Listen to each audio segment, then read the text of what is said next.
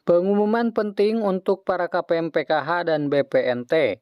Nah, kira-kira ada pengumuman penting apa lagi ya? Simak terus.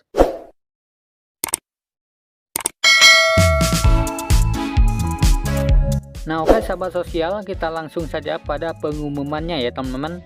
Nah, di sini ada salah satu beberapa penyebab bantuan PKH tidak cair. Nah, di sini ada analisa alasan bantuan PKH tidak tersalurkan. Yang pertama, penyebabnya adalah data di DTKS tidak sinkron dengan kenyataan. Kemudian yang kedua, kartu keluarga atau NIK KTP belum padan atau belum sama dengan Disdukcapil atau NIK ganda. Kemudian yang ketiga, anggota rumah tangga menghilang di data DTKS atau tidak tercover menerima bantuan PKH. Kemudian yang keempat, dapat bantuan yang lain selain dari PKH. Dan yang kelima, status pekerjaan yang tidak masuk kriteria penerima bansos seperti PNS, TNI, atau Polri.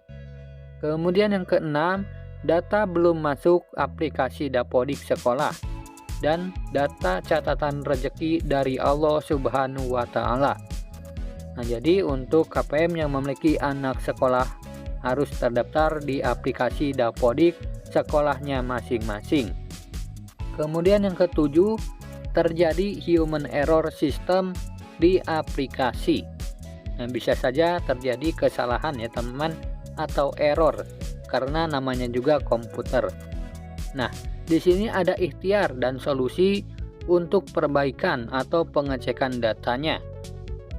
Yang pertama, solusinya kalian harus membawa kartu keluarga ke desa atau puskesmas, samakan ke operator desa setempat melalui aplikasi DTKS. Nah, jadi silakan ya teman-teman datang ke operator DTKS desanya masing-masing. Cocokkan antara data yang ada di kartu keluarga dengan data yang ada di DTKS. Kemudian yang kedua, kalau data sudah terbukti terupdate atau sudah sama dan belum cair juga, tunggu proses perubahan data. Nah, karena semua butuh proses ya teman-teman dan membutuhkan waktu. Semua itu kewenangan ada di Kemensos. Kemudian yang ketiga, berdoa sambil berusaha dan ikhtiar, jangan patah semangat. Karena paradigma bansos tujuannya untuk merubah pola pikir kita supaya jangan terlalu berharap untuk terus dibantu oleh pemerintah. Nah, jadi untuk bantuan itu sifatnya dinamis ya teman-teman, tidak menjamin selamanya cair. Jadi kita harus tetap ikhtiar dan berusaha. Kemudian yang keempat, insya Allah keluarga penerima manfaat masih bisa ikhtiar untuk hidup tanpa mengandalkan bantuan sosial yang hanya bersifat sementara dan kapanpun bisa berubah kebijakan atau bisa juga diberhentikan programnya.